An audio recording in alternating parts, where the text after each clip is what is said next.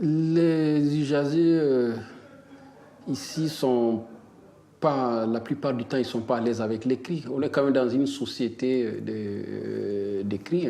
Tout se passe effectivement par écrit, par ordinateur, Internet ou autre.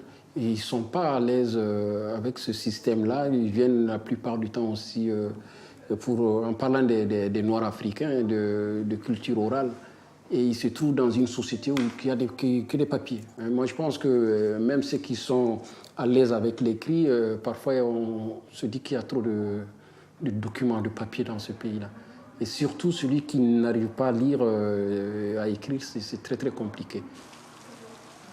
Dans ce quartier populaire des hauteurs de Montreuil, en Seine-Saint-Denis, la ville, en partenariat avec l'association Interservices Migrants, ISM, assure gratuitement 2 permanences hebdomadaires d'écrivains publics, comme dans 27 villes d'Île-de-France. Des fois, on peut même écrire toutes 2 ou 3 ou 4 ou 5 pages, mais il arrive quelques moments, on a un doute sur soi, ce qui concerne au niveau des formulations. Voilà, surtout pour l'administration, ce qui va à l'administration. Il y a certaines façons qu'il faut l'écrire, et quand on a, moi je peux très bien l'écrire, mais ce ne sera pas comme lui, il les formule. Donc, moi, personnellement, quand je ne sais pas quelque chose, je ne connais pas, je préfère aller voir celui qui connaît. L'écrivain public écrit des lettres, remplit des formulaires de déclaration d'impôts, de demandes de logement, de réclamations diverses, autant de démarches qui font partie de notre quotidien. Mais son rôle va bien au-delà. Ce jour-là, dans le centre communal d'action sociale d'Aubervilliers, Ilham Lamguit reçoit une femme pour l'aider à remplir un dossier de surendettement. Alors, c'est la première fois que vous demandez un dossier de surendettement, madame ? Oui, c'est la première fois. D'accord. Vous êtes mariée ? Oui, mais je vais divorcer. Donc, je suis en train de divorcer. D'accord, en cours de divorce alors. Oui, j'ai les papiers qui sont là. D'accord. Alors, vous êtes en CDI, c'est ça ? Oui. Depuis quand ? Ça peut faire 8 ans maintenant. La date exacte, vous l'avez ? Vous avez un contrat de travail avec eux ? Je me souviens plus, oui, j'ai un contrat. Non. Et le taux, vous vous rappelez ? Non, je me dis que c'était 3% ou 2%. 3%. D'accord. Vous avez pris 15 000, mais au bout des années, au bout du temps que vous avez passé sans payer, ça a éteint 20 000. Ceci comme je n'avais jamais payé. Oui, tout à fait. Ce numéro n'est pas attribué. Je peux chercher. Consultez l'annuaire ou le... Donc regardez, là où il y a une croix, oui. Vous mettez à l'intérieur. Là où je ne mets pas de croix, c'est fait exprès. Vous ne mettez pas. Et quand vous aurez tout ça, vous le remettrez là. La photocopie. Les photocopies, tout en photocopie. Vous mettez aucune pièce originale, madame. Non, jamais vous la rendez. Cette feuille-là que vous allez recevoir de la Banque de France, vous pouvez la photocopier et l'envoyer à tous les huissiers qui sont en train de vous embêter aujourd'hui pour leur dire, regardez, j'ai mon dossier de surendettement, vous ne pouvez plus m'embêter. D'accord. Voilà. Merci beaucoup. Au revoir, courage. Comment définir alors la mission de l'écrivain public ? Est-ce un conseiller juridique ? Un psychologue qui est à l'écoute, qui trouve les mots encourageants pour la personne démunie ? Ou encore un médiateur social ? Il est tout cela à la fois. Mais on le fait comme ça, au flux des dossiers qu'on reçoit. C'est naturel. On est obligé d'écouter les gens pour comprendre déjà ce qu'ils veulent de nous, parce que c'est pas forcément clair dans leur tête ce que l'écrivain public va faire pour eux. Donc on les écoute, on essaie de déceler, de décrypter la demande à travers ce que eux ils sont en train de nous raconter. Et de là, on fait la fonction d'assistante sociale, sans même le vouloir.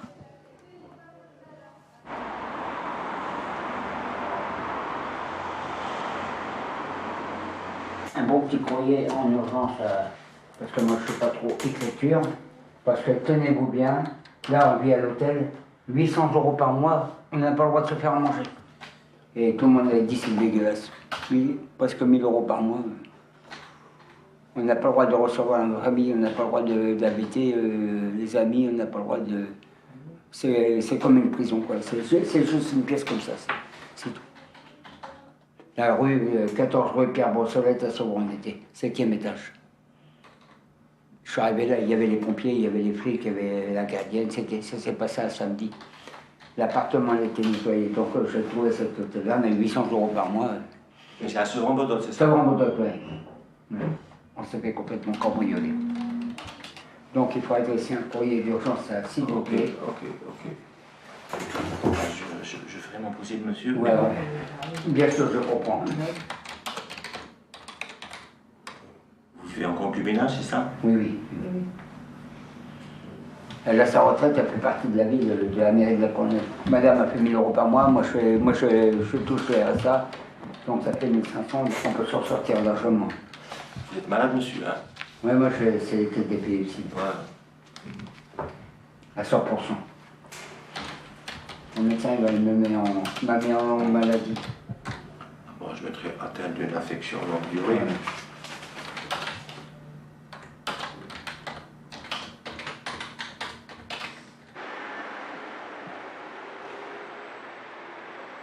En fait, ça fait 5 ans qu'elle est dans l'entreprise et personne ne lui a dit qu'on avait droit à des journées d'enfants malades. Malade, voilà, t'as bien compris. Et quand l'enfant a eu cet accident, il a eu les 2 pieds cassés, elle a demandé à bénéficier de ces jours d'enfants malades parce que le médecin lui a donné un certificat où elle doit rester au moins 1 mois avec son fils. L'employeur a refusé le congé payé, a refusé les jours d'enfants malades, il lui a donné un congé sans solde pour qu'elle puisse rester avec son enfant. Alors que ça fait 5 ans qu'elle est dans l'entreprise. Dans l'entreprise. Elle m'a répondu de toute façon, moi je coupe. Si tu ne viens pas au travail, je coupe. J'ai dit ok, pas de problème, tu peux couper. Hein. Parce que moi, l'argent, c'est dernier d'abord. Le premier, c'est la santé de mes enfants. S'il a une bonne santé, je travaille. S'il n'est pas une bonne santé, je ne peux pas travailler. Ton enfant, il est malade. Comment tu vas le faire? Tu laisses dehors? Il est avec vous dans la carte vitale? Oui, tout. Comment tu vas faire ton enfant de 4 ans? Il ne peut pas aller à l'école. Tu le laisses où? J'ai tout seul, avec mes enfants. Ce qui est difficile avec la CAF, c'est que dès qu'il y a une erreur, ils bloquent le dossier. Voilà. Ils peuvent bloquer des prestations qui sont nécessaires à une famille parce que le dossier a été mal rempli. Pour rétablir la prestation, ça peut prendre des mois. Donc c'est pour ça, tu fais ça correctement, tu l'envoies, pas de problème. Mais tu fais une petite erreur, il te bloque. Il bloque APL, il bloque tes ressources pour les enfants, il bloque tout. Après tu es dans la merde. Comme là. Là, je suis bloquée là.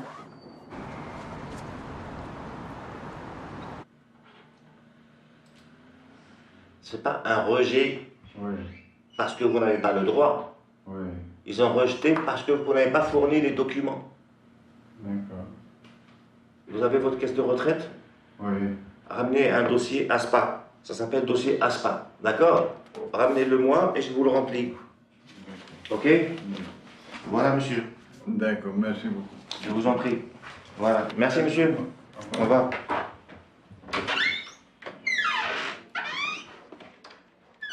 Je mets à leur disposition un certain nombre d'informations, d'orientations, de conseils. Ça participe à l'accès au droit, d'une information.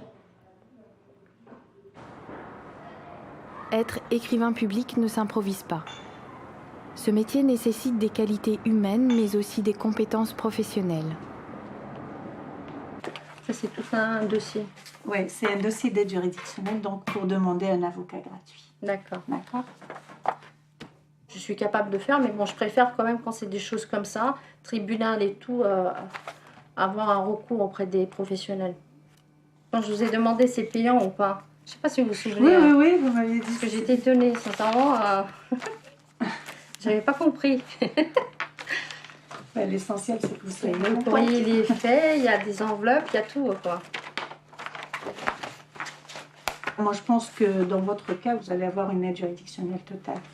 C'est vrai que les rouages administratifs, déjà pour nous, c'est compliqué. On est toujours tenu de nous informer, soit par par Internet ou par les différentes administrations, par Info-Migrants quand il s'agit d'un problème concernant donc, la législation des étrangers. Donc voilà, déjà pour nous, et en plus il y a toujours des changements dans les lois, dans les circulaires, il y a toujours des nouvelles circulaires si on parle des étrangers, etc. Donc voilà. Les trois principaux axes sur lesquels on essaie de travailler, c'est sur l'acte d'écrire, puisque l'écrivain public écrit, donc l'acte comment écrire, puisque pour chaque demande d'un usager, il va y avoir une réponse à portée différenciée, que ce soit le Trésor public, que ce soit la CAF ou la CPAM. Ça, c'est le premier axe, donc sur l'acte d'écriture. Le deuxième axe, ça sera sur les missions de l'écrivain public. Et les missions, évidemment, l'écrivain public, il n'est pas juriste, il n'est pas expert de tel ou tel domaine. Donc là aussi, où s'arrête sa mission, où commence sa mission. Donc il est important de clarifier quel est le positionnement, la posture de l'écrivain public. Il n'est pas avocat, il n'est pas un conseiller, il n'est pas travailleur social, il est là en complément d'une action d'un travailleur social ou éventuellement d'un juriste, par exemple les juristes du CIDF. Et puis le troisième point concernant les formations de l'écrivain public, c'est là sur les thématiques abordées, puisque là aussi il y a un certain nombre de thématiques qui sont liées au logement, à la santé, aux droits étrangers. Ce sera le troisième axe des actions de formation des écrivains publics d'ISM. L'écrivain public d'ISM, c'est aussi un passeur, un intermédiaire, entre les institutions dont il est un pivot et entre les cultures, car il s'adapte au public concerné, notamment par sa pratique des langues étrangères.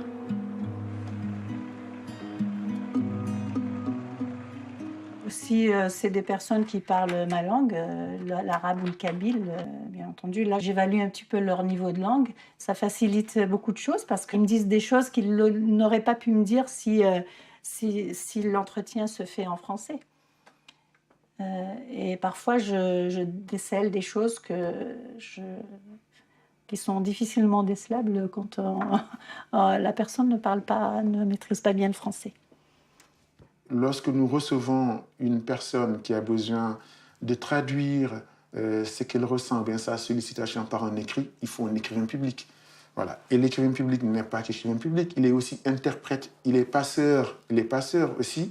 Quand je dis qu'il est passeur, c'est-à-dire qu'il explicite le fonctionnement de l'institution à l'habitant qui sollicite sa prestation, mais en même temps aussi vis-à-vis de l'institution destinataire du courrier, il explique la demande donc de l'habitant. Et de la même façon, les collègues interprètes écrivains publics nous envoient aussi du public lorsqu'ils ont découvert que dans le courrier ou dans la demande donc, du viltanesien, il y a besoin de médiation, il y a besoin d'orientation, il y a besoin d'une prise en charge peut-être même juridique. Et donc du coup, c'est une navette, c'est un aller-retour entre les écrivains publics interprètes et nous-mêmes médiateurs et la juriste et l'avocat. Et donc, c'est vraiment un maillage complémentaire et je pense que c'est en cela que c'est une prise en charge effective donc, de la personne par rapport à tout son processus.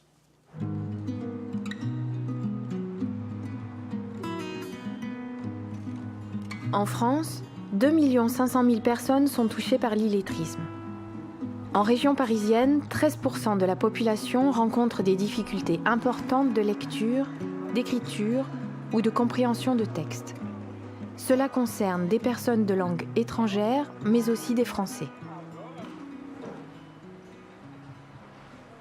Le fait que les gens puissent accéder à ce service et à l'écrit, ça contribue à leur intégration, ça participe à leur socialisation. Ils trouvent leur place dans la société, ils se sentent écoutés et donc ça n'a pas de prix. Mais quand bien même, on peut imaginer les dégâts que ça aurait causé et la violence institutionnelle que les gens auraient subie s'ils ne sont pas entendus, écrits, si ce qu'ils pensent, mais ce qu'ils veulent exprimer n'est pas traduit par quelqu'un qui peut au moins les comprendre dans une langue. Et donc c'est plus sous l'angle de comment combattre la violence institutionnelle et faciliter l'intégration des personnes que le concours donc, de l'écrivain public interprète est à mon sens incontournable. Et donc c'est assez précieux, même si je ne peux pas en évaluer le prix. Je reçois des gens qui sont complètement perdus, qui n'ont jamais vu une assistante sociale, qui ne connaissent pas leurs droits, des personnes qui n'ont jamais fait de démarche administrative.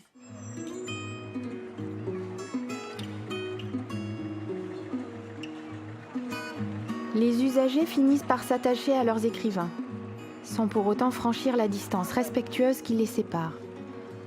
Auprès d'eux, ils auront trouvé pendant une trentaine de minutes une écoute privilégiée dans un endroit rassurant, confidentiel.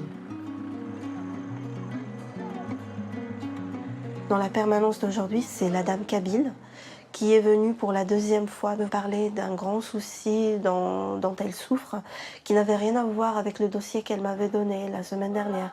Donc au bout d'une demi-heure d'écoute, je lui ai demandé quand même si je pouvais l'aider et qu'est-ce que je pouvais écrire pour pouvoir avancer, la faire avancer dans ses démarches. Et j'ai découvert que ça n'avait rien à voir avec ce qu'elle racontait. C'est-à-dire qu'elle voulait juste avoir cette écoute-là. Elle voulait avoir cette personne étrangère peut-être à qui elle avoue sa souffrance, sa détresse. Il ne faut pas être uniquement agent administratif. L'empathie accompagne ce métier.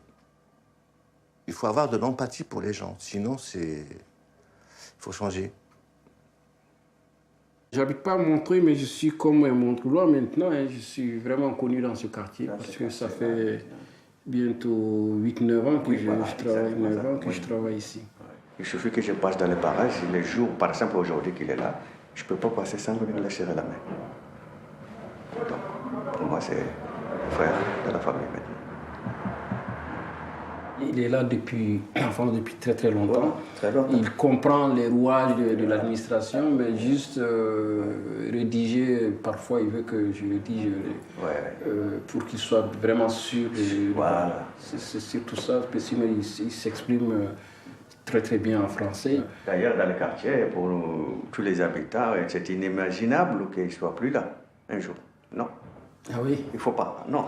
Eh bien, nul n'est irremplaçable. Hein? Oui, mais que tu restes là le plus longtemps possible. Eh bien, j'espère aussi. Monsieur le maire adjoint, je souhaite vous faire part de ma situation locative dont les termes prennent de plus en plus je viens par la présente faire un recours gracieux suite à votre décision de rejet de mon recours droit au logement opposable. Je suis une femme retraitée vivant en concubinage. Le 1er janvier 2000. J'ai dû fuir notre logement que nous occupions avec mon compagnon après un cambriolage, suivi de menaces d'atteinte. Je vous demande de bien vouloir me faire bénéficier de la procédure de traitement de situation de surendettement prévue aux articles L331. Je souhaite attirer votre attention sur ma situation en matière de logement, dont le caractère prioritaire séparée de mon mari, avec 3 enfants toujours à ma charge, j'exerce le métier de garde à domicile pour un salaire de 800 € et ne bénéficie d'aucune aide de mon ex.